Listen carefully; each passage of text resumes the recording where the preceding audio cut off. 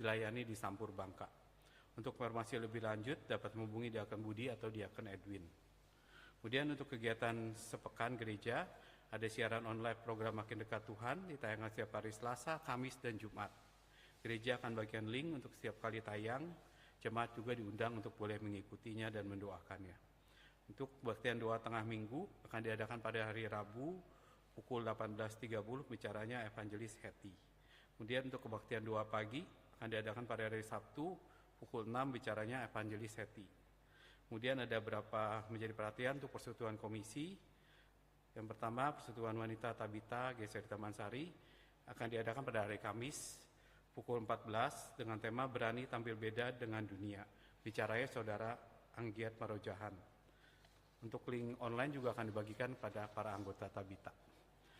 Kemudian juga ada persekutuan usia anugerah Ebenezer yang diadakan bulan Juni ini, diadakan minggu keempat pada hari Sabtu 28 Juni, ditiadakan agar menjadi perhatian bagi saudara-saudara. Jadi minggu ini tidak ada persekutuan Ebenezer ya, di hari Sabtu akan datang.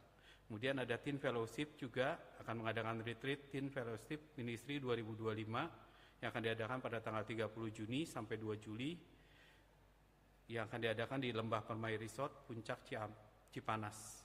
Acara ini akan diisi dengan sesi diskusi grup, permainan seru, outbound, dan persekutuan yang berkesan yang akan dibawakan oleh Pendeta Michael Wu, Evangelis Jerry, dan Bapak Hadi. Biaya pendaftaran per orang 318.000. Jadi apabila Bapak Ibu ada anak-anaknya yang masih teen, boleh diundang untuk boleh mengikuti teen ini. Untuk informasi lebih lanjut boleh menghubungi Evangelis Jerry dan juga BP Remaja. Kemudian berdasarkan putusan rapat majelis tanggal 14 Juni, maka terdapat perubahan struktur gereja GSRI Taman Sari mulai bulan Juni. Adapun untuk bidang ibadah dan musik, Diakon Ufarasioni, Diakon Johan, dan Diakon Hans, dan Pendeta Simon Huta Barat. Kemudian untuk bidang persekutuan, Diakon Kriskop dan Diakon Hans. Kemudian untuk bidang diakonia dan pemerhati jemaat, Diakon Huyui dan Diakon Mike. Untuk bidang rumah tangga, Diakon Budi dan Diakon Mike. Kemudian bidang misi dan pengembangan gereja, Diakon Budi, Diakon Edwin, dan Diakon Andre. Untuk hamba Tuhan dan pembinaan persekutuan lansia, Evangelis Eli Orga dan Pendeta Emeritus Simon Stevili. Pelayanan Sport Ministry dipindahkan menjadi koordinasi oleh bidang misi dan pengembangan gereja. Untuk struktur yang lain tidak ada perubahan. Kemudian juga ada seminar pembinaan jemaat. Di zaman ini nilai-nilai hidup sering berubah dan membingungkan. Lalu harus ikut yang mana?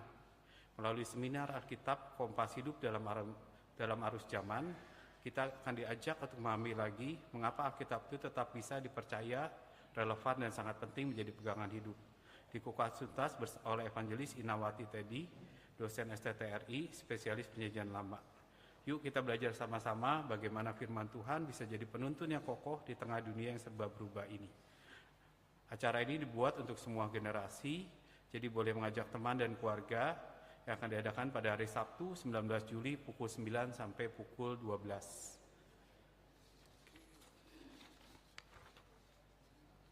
Kemudian juga untuk pelaksanaan penggantian atap gereja, untuk tahap 1 juga telah selesai dilaksanakan. Saat ini majelis sedang mempertimbangkan untuk melakukan peremajaan gereja di tahap 2. Ya, yaitu di bagian belakang dan ruangan persekutuan di pemuda ya. Mohon dapat didoakan untuk perencanaan selanjutnya. Ya, untuk laporan realisasinya dapat dilihat di warta juga. Untuk keuangan gereja juga boleh dilihat di warta yang sudah dibagikan. Saya akan bacakan juga beberapa Bapak Ibu yang berulang tahun di minggu ini. Tanggal 16 Bapak Rasim Wiraatmaja, Ibu Meli Lim, Ibu Sierli Tanjung, Saudara Jonathan Kaleb. Tanggal 20 Bapak Robi Wijaya, Ibu Meyin, dan tanggal 21 Saudara Henry Lukmana. Majelis Jemaat juga mengucapkan selamat berbahagia, selamat berulang tahun, biar Tuhan berkati kehidupan Bapak Ibu yang berulang tahun. Demikian warta hari ini, terima kasih, Tuhan memberkati.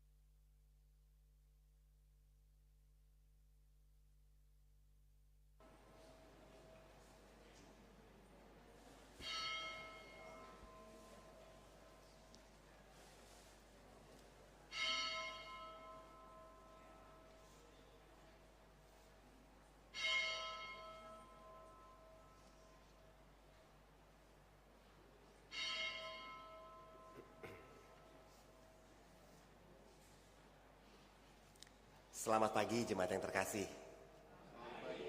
Shalom.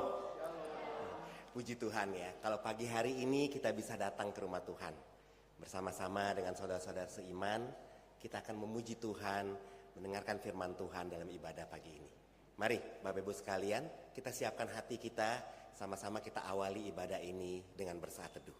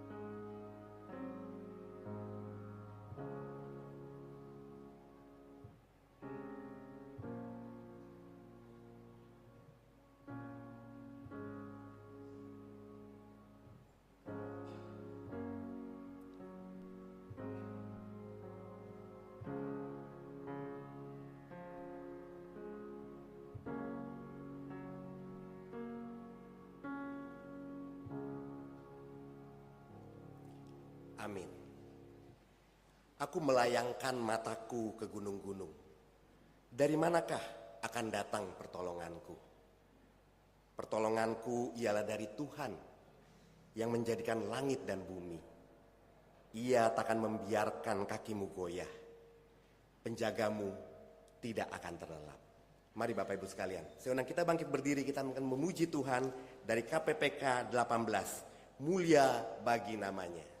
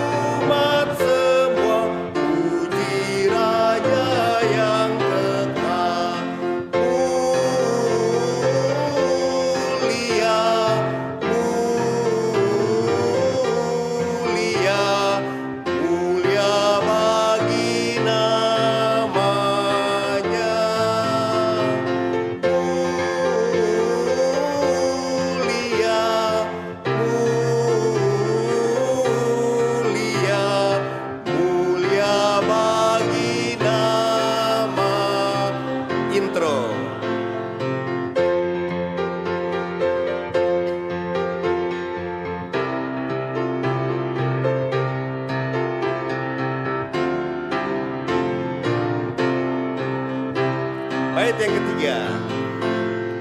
Kau tinggalkan tahta mulia, rela turun ke dunia.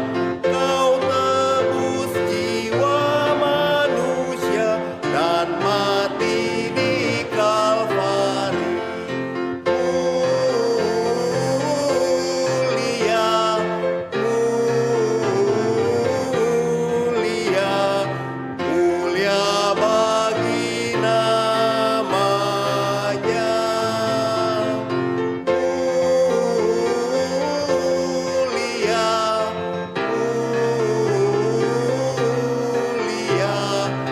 Mulia bagi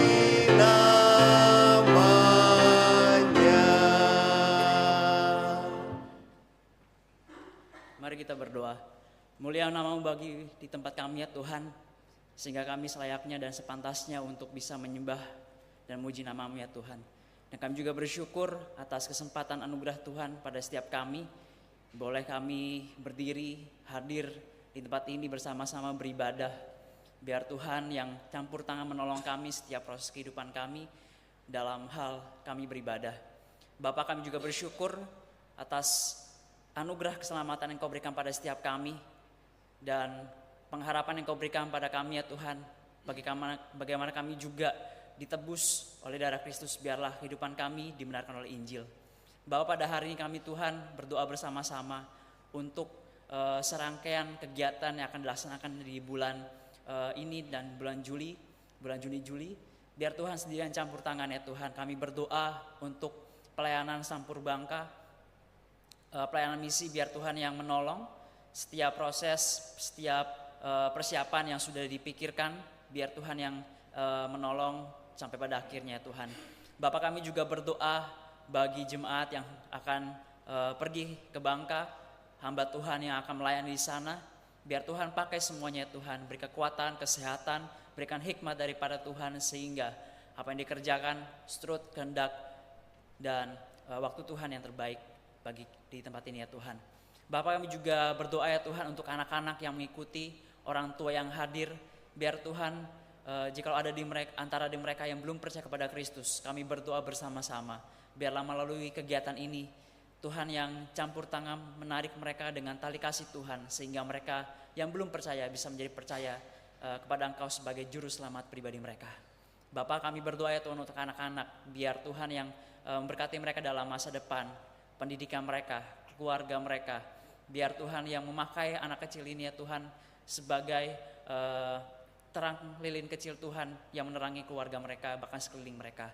Bapak, kami ini juga berdoa untuk kegiatan camp remaja yang akan dilaksanakan tanggal 30 Juni sampai 2 Juli.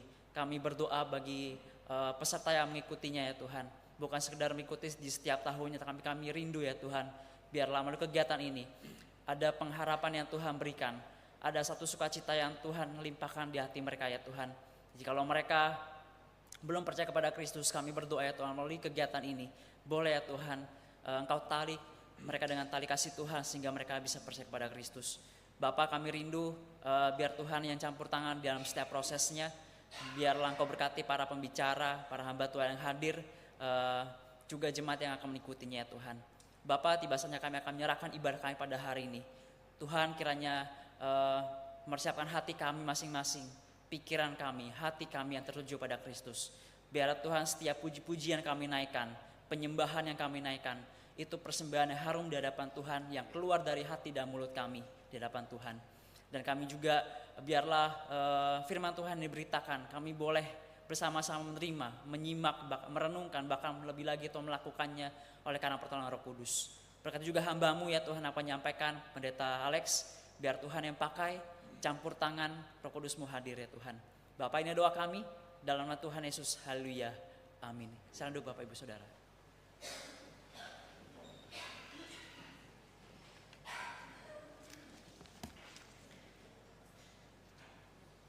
Yohanes 21 ayat 17 berkata, kata Petrus, Tuhan, Engkau tahu segala sesuatu. Engkau tahu bahwa aku mengasihi Engkau. Kata Yesus kepadanya, gembalakanlah domba-dombaku. Jemaat yang terkasih, adakah kita benar-benar mengasihi Tuhan Yesus? KPPK 74, oh ku cinta Yesus.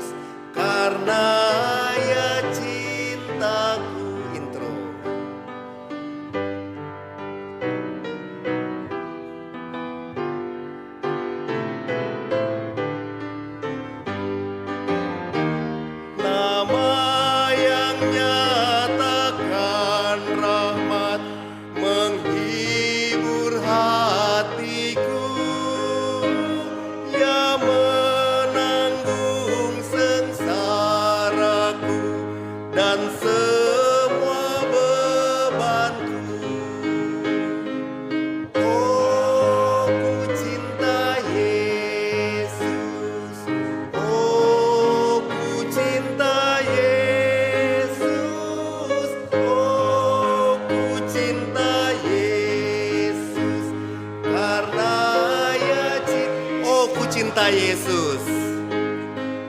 Oh, ku cinta Yesus. Oh, ku cinta Yesus. Oh, ku cinta Yesus karena Ia cintaku. Amin. Kiranya lagu ini menjadi ungkapan bahwa kita mencintai Tuhan kita. Amin, amin. Mari Bapak Ibu sekalian, saya undang kita membuka Alkitab kita. Pembacaan Alkitab hari ini terambil dari Nehemia 8. Nehemia 8 ayat 10 dan 11. Kita akan membacakannya bersama-sama karena hanya 2 ayat ya. Nehemia 8 ayat 10 dan 11.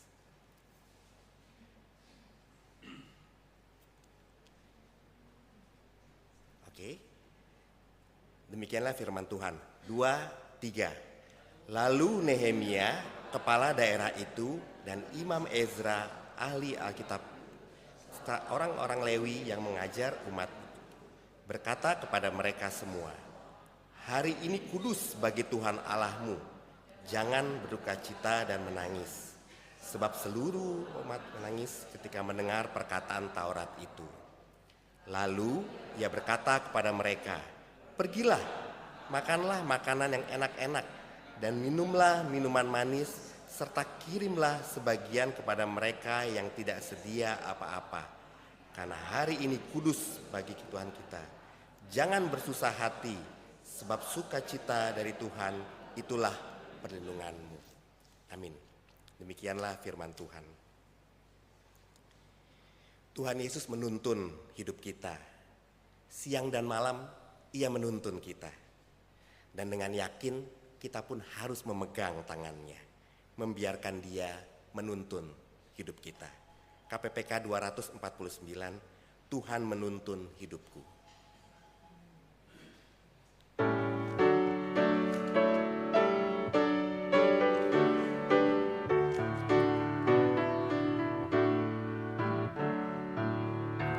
Yesus menuntun hidupku, hatiku bersuka cita, siang malam di mana pun.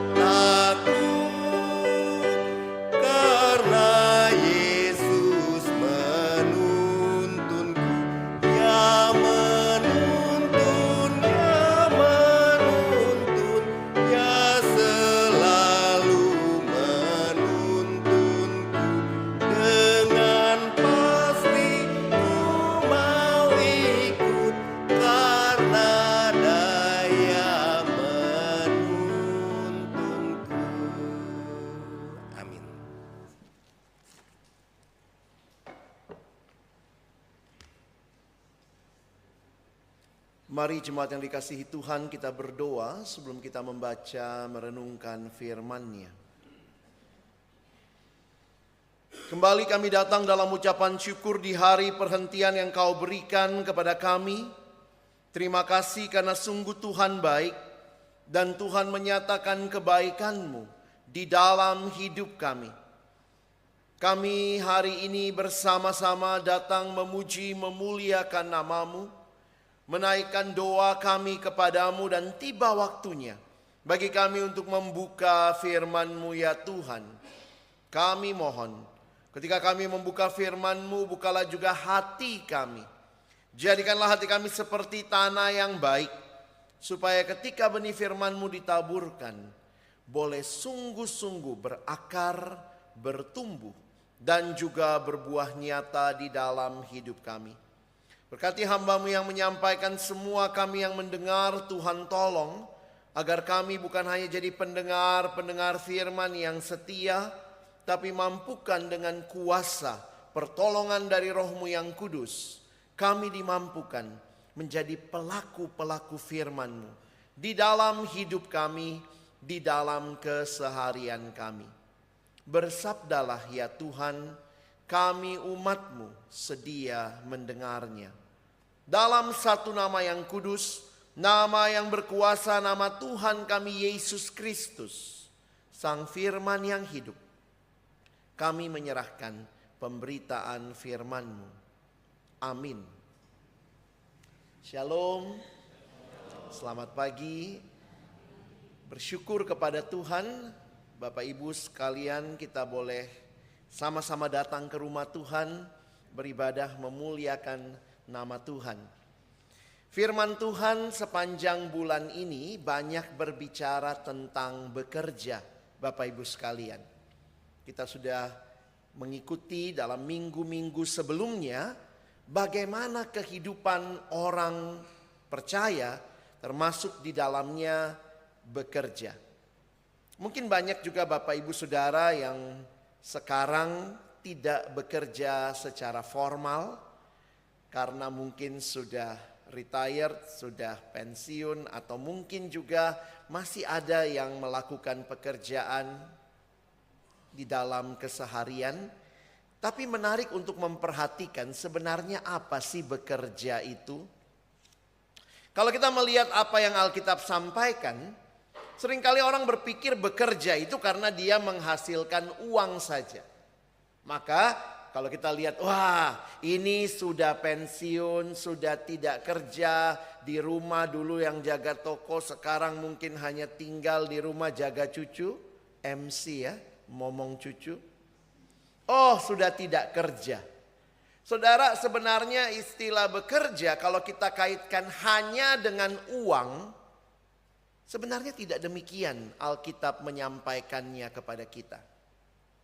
Konsep dan ide tentang bekerja bahkan sudah ada jauh sebelumnya, dan itu tidak terkait langsung dengan uang, saudara. Jadi kalau kita melihat orang ini kerja karena dia hasilkan uang, berarti ibu rumah tangga tidak hasilkan uang, tidak kerja. Jadi kadang-kadang memang konsep bekerja perlu kita pertimbangkan kembali dari sudut pandang Alkitab. Saya mengutip penjelasan pendeta John Stott waktu dia bilang soal kerja itu apa. Karena kalau kita perhatikan, kerja itu pun menjadi satu mandat yang Tuhan berikan sebelum manusia jatuh dalam dosa. Kadang-kadang kita pikir, saya ini kerja gara-gara Adam sama Hawa berdosa. Tidak Bapak Ibu. Konsep bekerja bahkan ada di dalam Kejadian 2, sementara jatuh dalam dosa di Kejadian 3. Jadi manusia dicipta oleh Allah yang bekerja juga untuk manusia bekerja. Jadi jangan salah berpikir kerja itu karena dosa. Dosa membuat kerjamu akan kubuat begitu menderita. Ya. Jadi sebenarnya konsep kerja yang ada di dalam Alkitab itu kerja yang sukacita. Tapi karena dosa, peluh onak dan duri, semak duri ada menjadi hal yang menyulitkan pekerjaan. Pendeta John Stott memberikan definisi berikut Bapak Ibu Saudara ya. Dalam bahasa Inggris, work is the expenditure of energy, manual or mental or both, in service of others, which bring fulfillment to the workers, benefit to the community, and glory to God. Dalam bahasa Indonesia, bekerja adalah, ada dua hal ya. Kadang-kadang kita pakai tenaga, ada yang mungkin kalau karena dia sarjana banyak pakai pikiran, tapi dua-duanya kita butuh ya. Baik fisik maupun mental ataupun keduanya untuk, nah ini dimensi kerja. Untuk melayani orang lain, membawa kebahagiaan bagi pekerja, membawa manfaat bagi masyarakat, dan kemuliaan bagi Tuhan. Waktu saya baca, renungkan, sebenarnya kalau kita pikir-pikir ya, tidak ada pensiun ya buat orang Kristen ya. Karena ketika Bapak Ibu MC, momong cucu, itu bawa manfaat buat anak kan, yang mungkin harus bekerja. Jadi sebenarnya kerja adalah sebuah ekspresi hidup yang diciptakan oleh Allah yang bekerja. Saudara dan saya pun bekerja. Dan ini kalau lihat tidak ada hubungannya sama uang secara langsung. Walaupun tentunya waktu kita kerja bawa manfaat buat orang lain, kita sendiri juga dapat kecukupan hidup. Nah, uang bicaranya di situ. Lalu kemudian kita bawa manfaat bagi masyarakat dan terutama bekerja bagi kemuliaan Tuhan. Saya ketemu banyak orang muda karena saya di pelayanan banyak anak muda. Kadang suka tanya begini, Kak Alex, saya mau pindah kerja. Karena baru kerja 1 tahun, habis lulus kerja. Saya bilang, kenapa mau pindah kerja? Di sana gajinya lebih besar. Nah, kadang-kadang saya ajak dia berpikir begini. Kerja itu dimensinya bukan cuma kamu dapat gaji besar. Apakah bekerjamu itu jadi manfaat buat orang lain? Membawa manfaat bagi masyarakat dan terutama membawa kemuliaan bagi Tuhan. Oh, gaji besar banyak saudara. Mau jadi apa? Oh, mau jadi bandar judi, itu besar kan? Langsung kita bilang gak bisa. Kenapa? Tidak bawa kemuliaan Tuhan, merugikan masyarakat. Jadi kalau orang cuma pikir kerja supaya dia dapat cuan, hati-hati. Itu mental koruptor. Dan bapak ibu yang sudah tidak dapat cuan, mungkin kerja di rumah, bantu anak bersih-bersih rumah, orang tua yang melakukan berbagai hal. Bapak ibu sedang bekerja di dalam konsep yang lebih luas. Walaupun tidak ada uang di sana. Saya harap juga anak-anak tidak menganggap papa mamanya ini udah gak guna, ini tidak bisa hasilkan cuan. Tidak. Ya, maaf ya, kadang-kadang anak-anak lihat begitu ya. Papa mama sebentar-sebentar amlodipin, beli lagi, ini muka amlodipin ini ya. Oh, banyak muka-muka yang mesti beli obat apa. Rasanya orang tua kok gak guna lagi, cuma habiskan uang. Lihat definisi kerja, tidak ada uang sebagai utama di situ. Waktu Bapak Ibu hadir di gereja, jadi berkat untuk orang lain, itu dalam konsep yang Tuhan juga rindukan. Ya, jadi jangan merasa kadang-kadang begitu ya, begitu berhenti kerja langsung stroke. Kenapa? Aku tidak guna lagi, aku nggak ada rasa hidup. Lihat ini. Definisi kerja itu bicara bagaimana saudara jadi manfaat bagi orang banyak, bagi keluarga, di gereja, di mana saja saudara hadir dan terutama bawa kemuliaan bagi Tuhan. Amin ya. Karena ini banyak yang hadir, saya lihat wajah-wajah amlodipin ini. Ya. Kalau yang nanti siang mungkin banyak wajah yang lagi cari cuan ya. Kalau ini cuan udah tipis ini kayaknya ya. Tapi itulah hidup kita.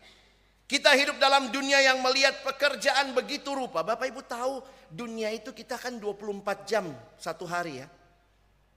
24 jam itu dibagi 3. 8 jam kerja, 8 jam istirahat, 8 jamnya lagi tidak melakukan pekerjaan dan tidak istirahat. Itu biasanya disebut leisure time.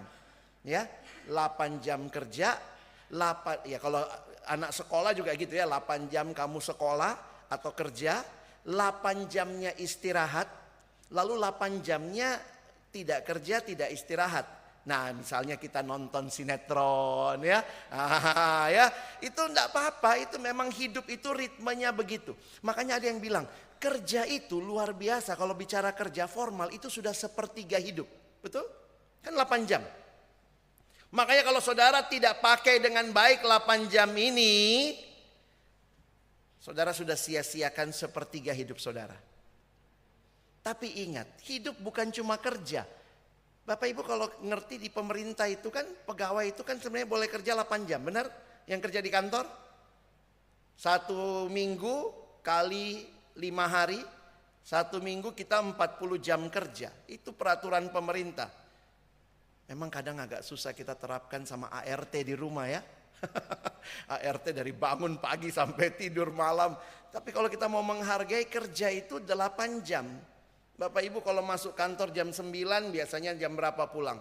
Lihat aja itu ya, 8 jam lalu di tengah-tengah ada makan siang sebentar. Nanti kalau pulang lebih lama sudah hitung lembur. Karena yang dihargainya 8 jam. Begitu. Nah, lalu 8 jamnya lagi istirahat. Pakai baik-baik istirahat. Kita ini bukan robot. Jangan kerja terus. Ada banyak catatan anak muda kerja tidak tahu waktu. 3 hari tidak tidur. Terus minum kopi, minum apa, hari ketiga mati. Saya baca tuh. Ada yang kayak gitu. Kenapa dia nggak hargai? Ritmenya ada. Kerja, istirahat. Dan 8 jamnya lagi tidak kerja, tidak istirahat. Apa itu? Nonton sinetron. Ibadah. Ibadah, datang ke gereja, ikut persekutuan, baca Alkitab tiap hari. Itu dikasih waktu juga sama Tuhan 8 jam loh. Itu aja kita nggak mau pakai 8 jam kan. Sinetron 5 jam. Udah habis tinggal 3. Ya. Jadi Bapak Ibu sekalian, hidup itu mesti seimbang dan sudah begitu ritmenya. Siapa yang cipta itu? Tuhan. Maka hari ini ya coba lihat tema kita ya. Temanya begini saudara, bagaimana jaga keseimbangan antara pekerjaan dan hidup rohani. Karena saya bukan dokter, kalau saya dokter pekerjaan dan istirahat. Karena saya hamba Tuhan, hari ini kita bicara pekerjaan dan hidup rohani. Jadi saya bicara 8 jam berikutnya ya. Bapak Ibu juga memang kalau makin tua istirahat biasanya makin singkat ya. Tidur cepat tapi bangun pagi sekali ya. Saya ingat waktu papa saya makin tua juga gitu. Jam 4 sudah bangun. Yang bingungnya kami jam 4 bangun semua pintu dibuka. Itu kan pencuri, hati-hati ya. Jadi ini engkong, emak yang udah susah bangun agak siang jangan langsung buka pintu ya. Hati-hati ya. Banyak orang jahat juga sekarang pagi-pagi. Jadi kita hidup dalam dunia yang melihat pekerjaan segala-galanya. Sampai orang rasanya kalau tidak dibilang sibuk kayaknya kurang beken ya. Anak sekarang, oh sibuk banget ya. Senang dibilang sibuk. Dan apa? Ini orang mulai ya dalam masa muda mungkin bisa lakukan ini dan itu. Sekarang juga perkembangan teknologi membuat kerja makin efisien. Tapi orang kemudian makin lebih kerja. Begitu rupa. Katanya hidup itu pertandingan. Lari terus. Dia lupa. Tidak ada berhentinya. Karena dunia menawarkan ini Bapak Ibu sekalian ya.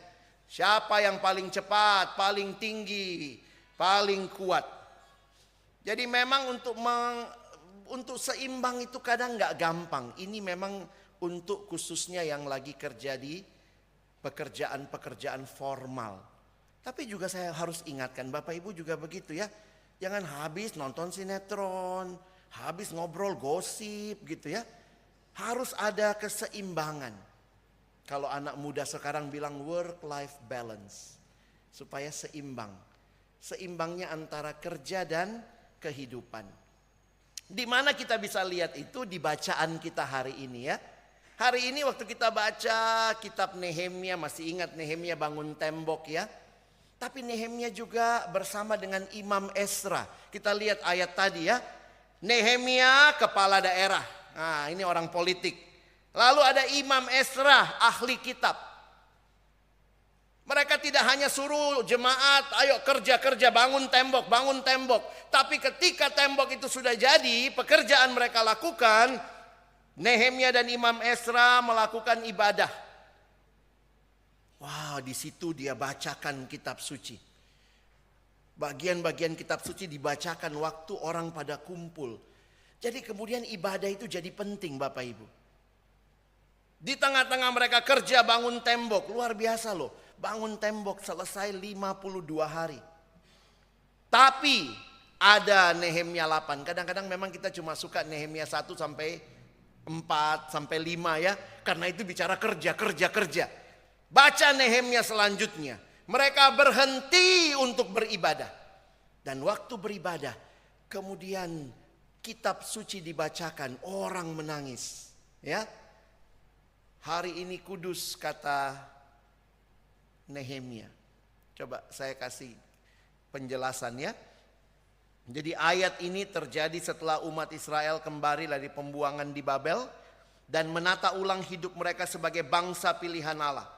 Pada waktu itu Ezra sang imam dan ahli Taurat membaca kitab Taurat di hadapan semua bangsa yang berkumpul di Yerusalem. Sudah lama mereka tidak dengar firman. Waktu firman dibacakan, mereka tersentuh, mereka menangis, sadar dosa-dosa dan kegagalan mereka. Kenapa Israel dibuang? Karena mereka berdosa. Tapi kadang-kadang ini generasi berikutnya nggak sadar. Pulang dari pembuangan, mereka sibuk bangun. Ezra bacakan lagi kitab, mereka ingat. Kenapa kami dibuang? Kenapa nenek moyang kami dibuang? Oh, karena mereka tidak cari Tuhan sungguh-sungguh.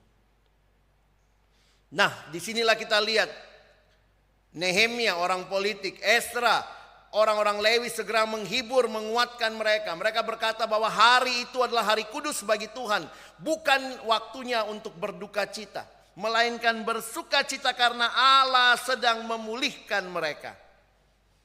Dan Bapak Ibu, ini kalimat seringkali jadi kutipan ya. The joy of the Lord is my strength. Sukacita dari Tuhan itu kekuatan. Coba pikir-pikir, kok bisa sukacita dari Tuhan itu kekuatan? Itu perlindungan bagi mereka. Dari mana ayatnya? Ini ayat Nehemia 8 ayat 11, paling bawah itu ya. Jangan kamu susah hati, sebab sukacita karena Tuhan itu perlindunganmu. Terjemahan Indonesia pakai perlindungan. Rata-rata terjemahan Inggris pakai kekuatan.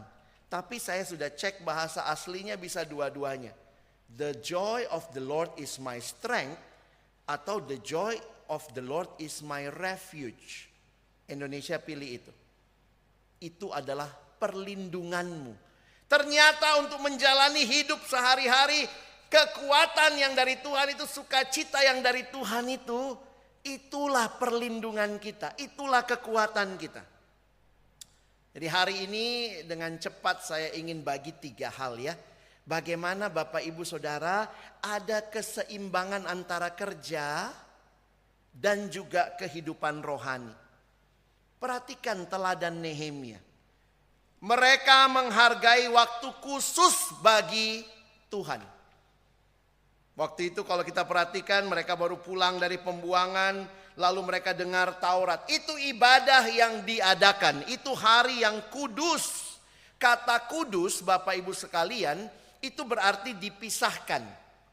Jadi kalau dibilang semua hari kudus gitu, tapi ada hari yang dikhususkan, dipisahkan untuk Tuhan.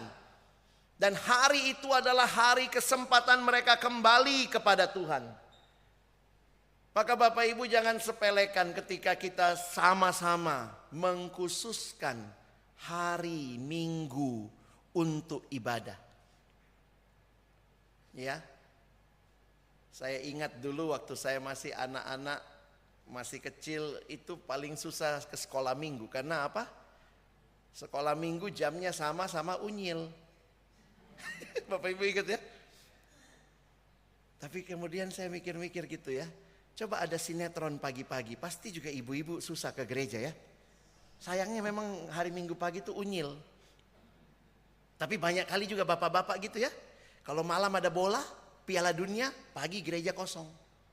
Kayak ibu-ibu semua arisan. Kenapa? Kita kadang-kadang tidak khususkan waktu. Berikan waktu yang khusus. Yang khusus untuk kerja ya kerja, istirahat ya istirahat, ibadah ya ibadah. Dan siapa yang menetapkan ritme itu? Tuhan yang kasih ritme itu. Tuhan bilang 6 hari kerja, 1 hari istirahat. Kita malah lebih enak sekarang ya, Sabtunya juga libur. 2 hari loh kita istirahat. Terus ke gereja aja gak sempat. Aduh susah. Gimana Pak, orang cari barang pagi. Wah gimana buka toko nih, orang cari barang pagi.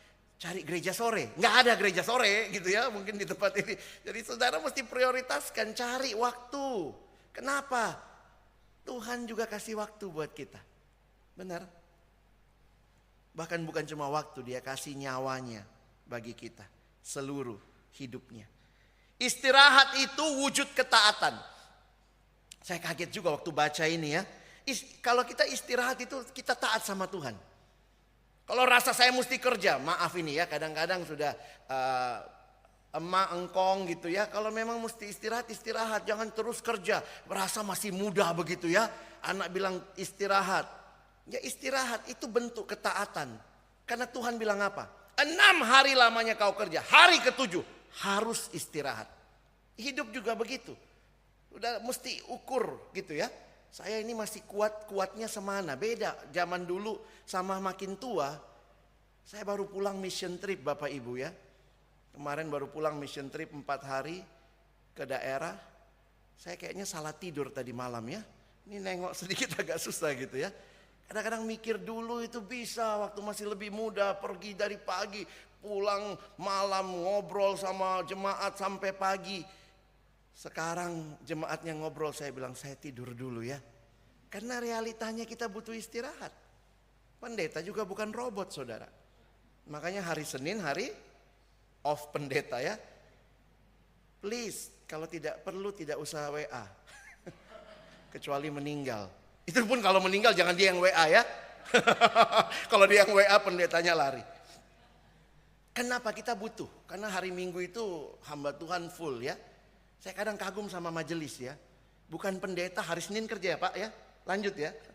Minggu udah full, besoknya kerja lagi gitu. Tapi tetap kita harus cari ritmenya. Termasuk ibadah. Kita butuh pemulihan fisik maupun rohani. Bapak Ibu kita butuh. Sekarang memang banyak di YouTube kita bisa dengar renungan pagi, kita bisa ikut ini semua. Tapi kemudian kita memang mengkhususkan waktu. Ada yang karena suka YouTube gak mau lagi ke gereja. Kenapa nggak gereja? Oh ada YouTube. Oh ya nanti kalau kau sakit pendeta YouTube-mu yang doakan kau. Kadang-kadang kita kok begitu ya. Ini waktu orang tuh datang sama-sama. Saya makin sadar gereja itu bukan hanya relasi sama Tuhan. Tapi relasi dengan sesama. Karena itu kita kumpul. Ya, nanti lihat orang Israel begitu tuh. Kumpul. Tuhan bilang kalau udah bisa online gak usah kumpul. Tidak, tetap datang. Jadi ini namanya menyisihkan waktu untuk Tuhan. Ini tindakan iman dalam ibadah. Karena itu saya mau ingatkan. Coba kita pikir-pikir. Setiap hari kita punya waktu gak ibadah pribadi? Bapak Ibu kasih waktu baca Alkitab tiap hari? Ini gereja santapan rohani. Apa yang Bapak Ibu santap untuk rohani saudara? Bubur?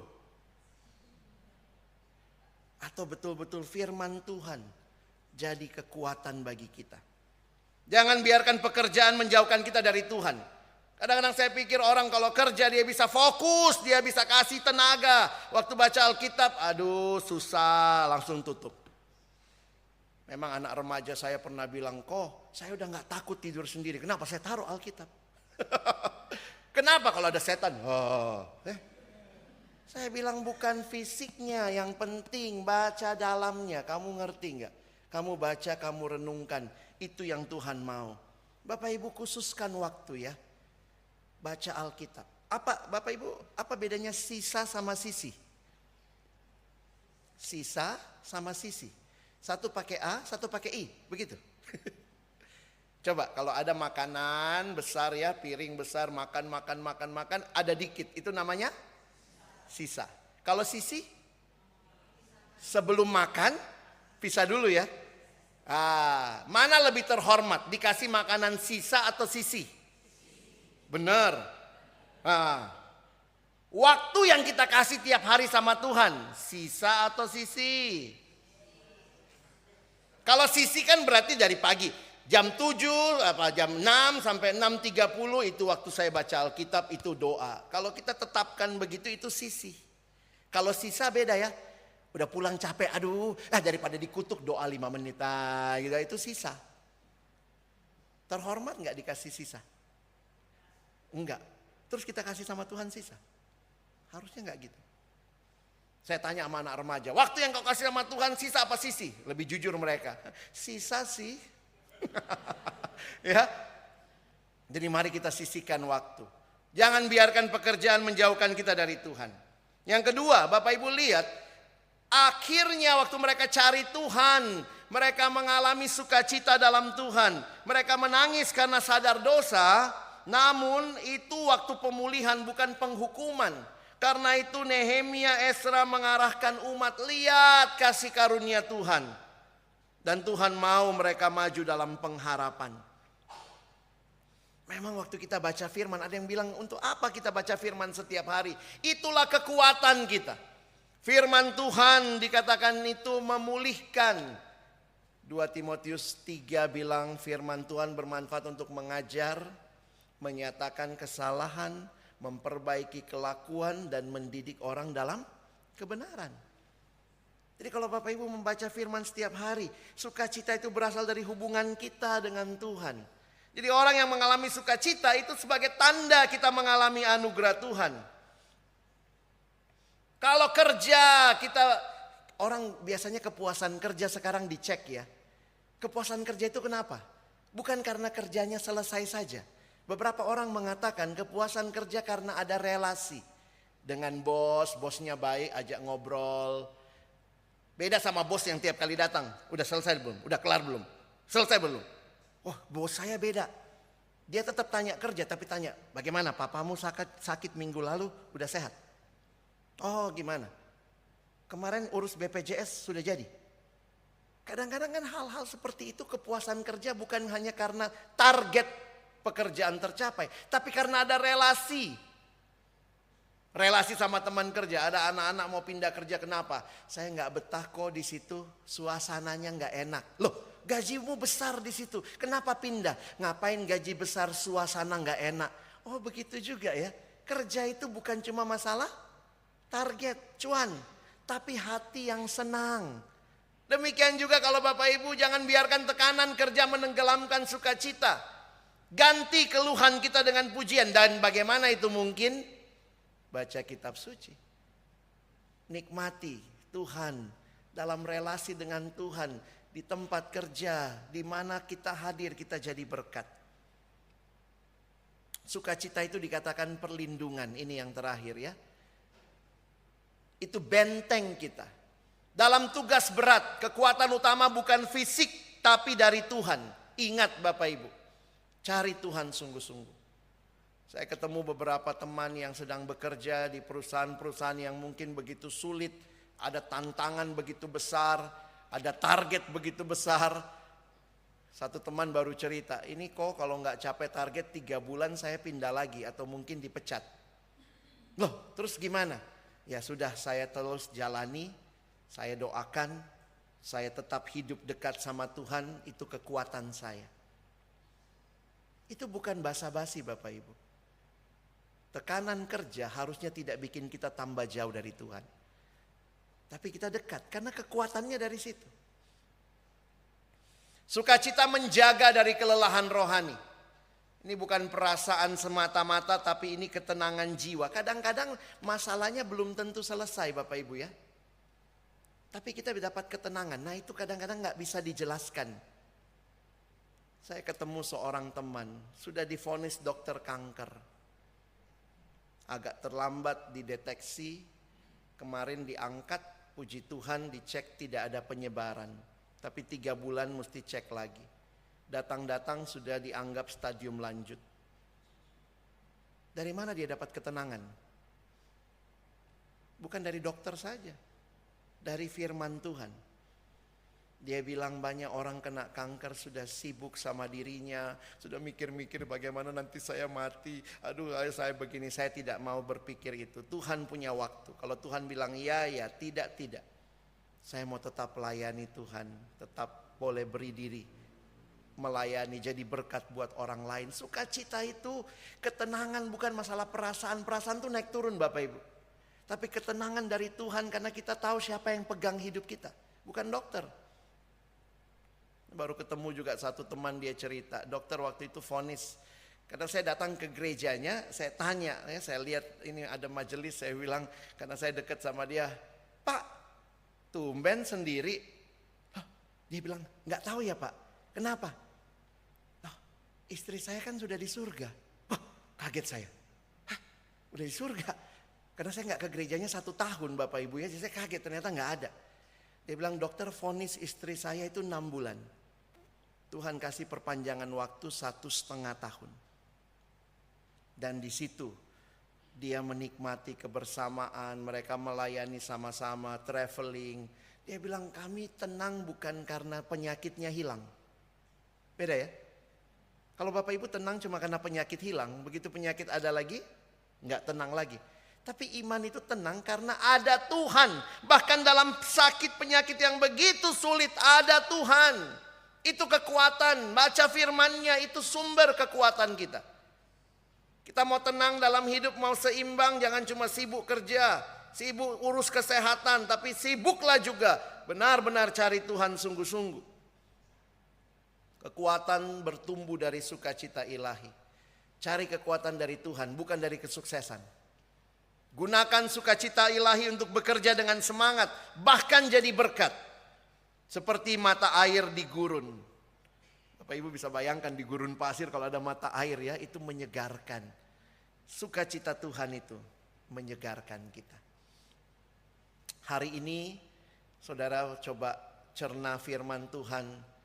Bagaimana menjaga keseimbangan antara pekerjaan dan hidup rohani.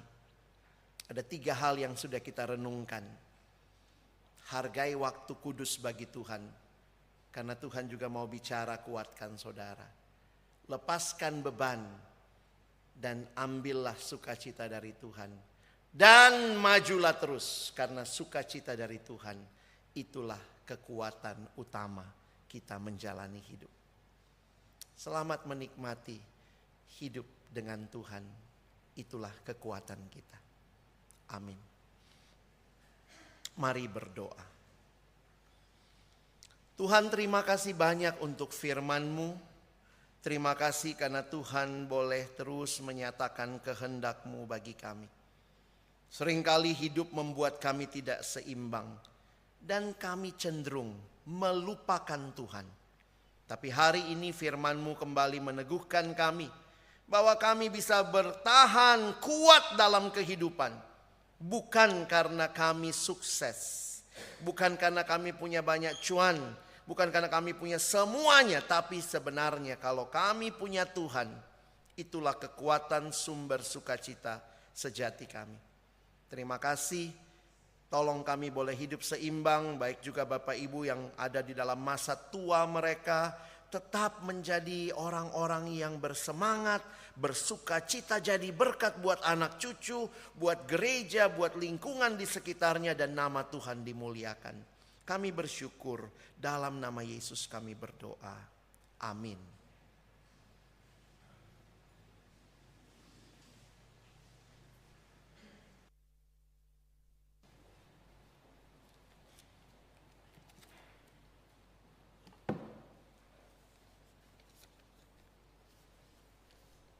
Ku tak mau hidup percuma, tiada hasilnya. Tolong ku giat ya Tuhan, gunakan setiap waktu. Bapak Ibu yang terkasih, sebelum membawa persembahan kita akan nyanyikan lagu ini terlebih dahulu. Setelah kita nyanyikan 1 bait, kepada yang bertugas saya persilahkan untuk maju ke depan. Hari ini diedarkan 2 kantong persembahan. yang merah untuk pelayanan kita di Bangka Sampur.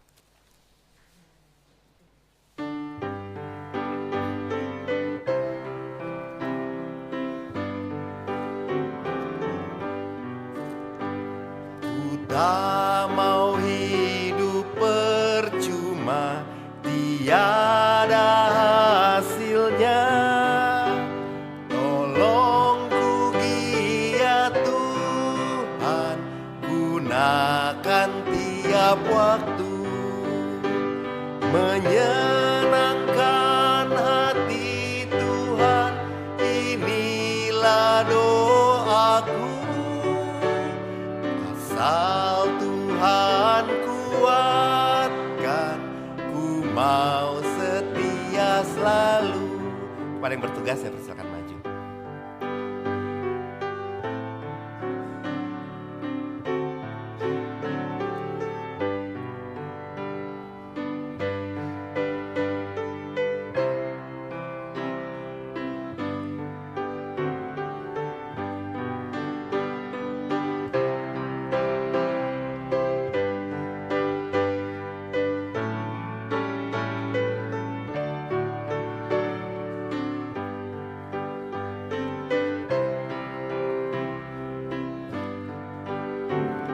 Kita nyanyikan lagu ini sekali lagi.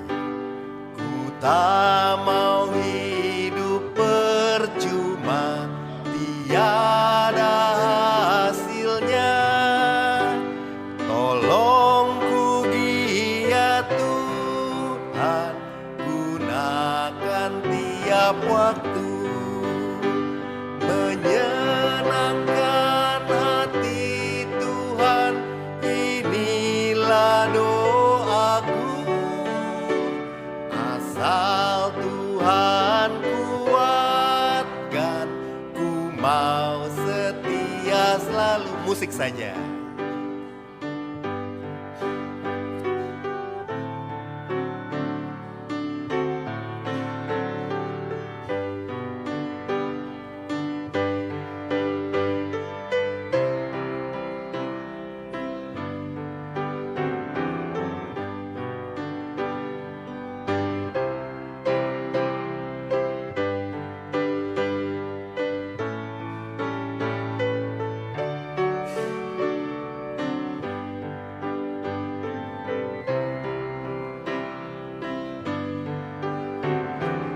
Ku tak mau hidup percuma, ku tak mau hidup percuma, tiada hasilnya.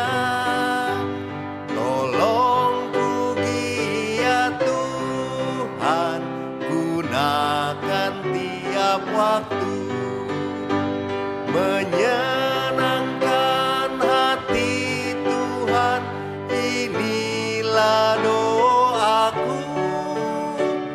Asal Tuhan kuatkan, ku mau. Saya undang kita bangkit berdiri. Kita nyanyikan lagu ini sekali lagi sebagai lagu komitmen kita. Tak mau hidup percuma, tiada hasilnya. Tolong ku giat Tuhan, gunakan tiap waktu, menyenangkan hati Tuhan, inilah doaku. Asal Tuhan kuatkan, ku mau setia selalu. Amin.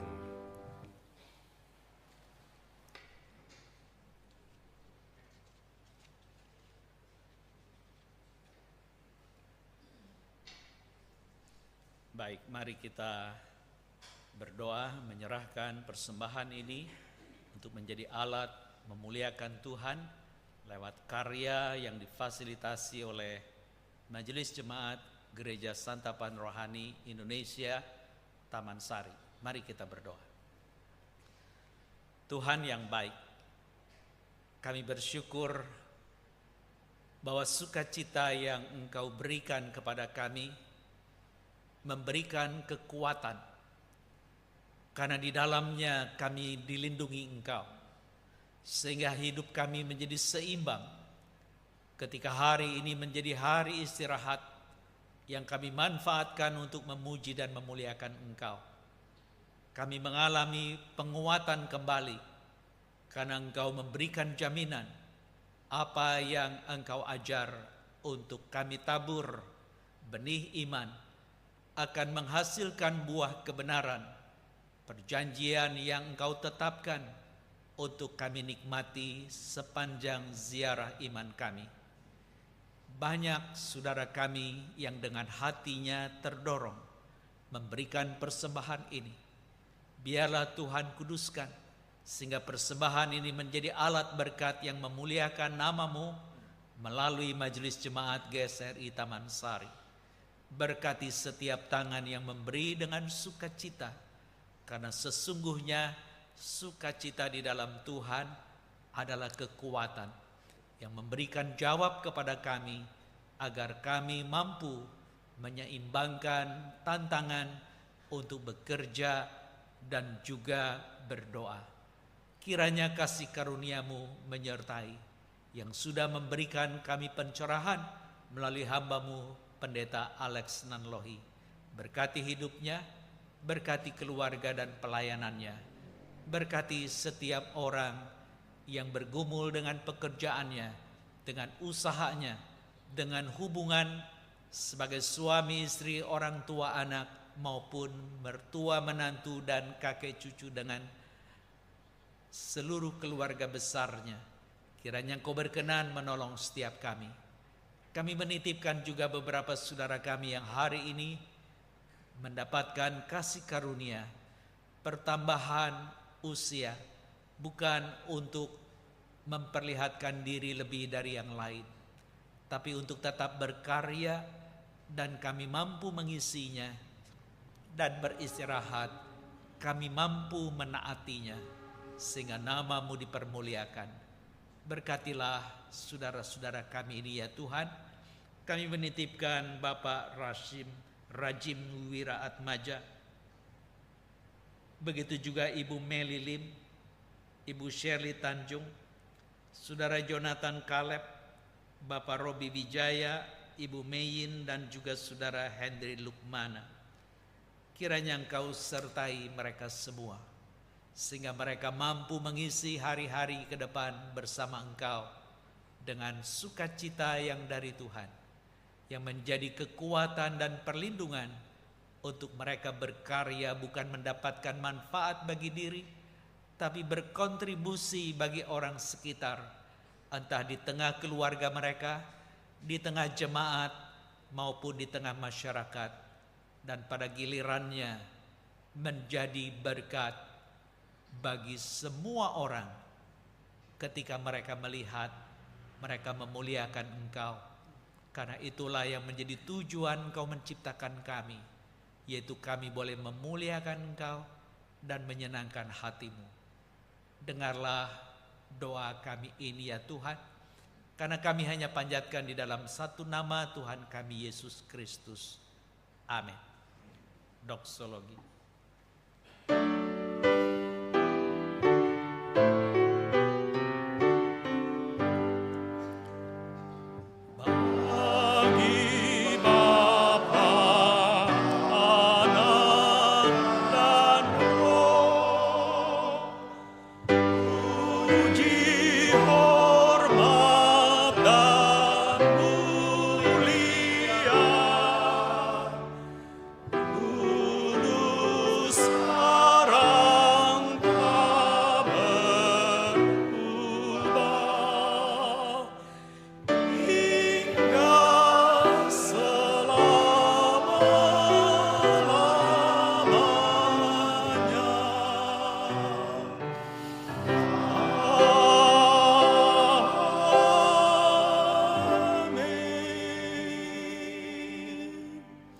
Arahkanlah hatimu kembali ke tempat masing-masing untuk menjadi saluran berkat Tuhan, dan terimalah berkat Tuhan.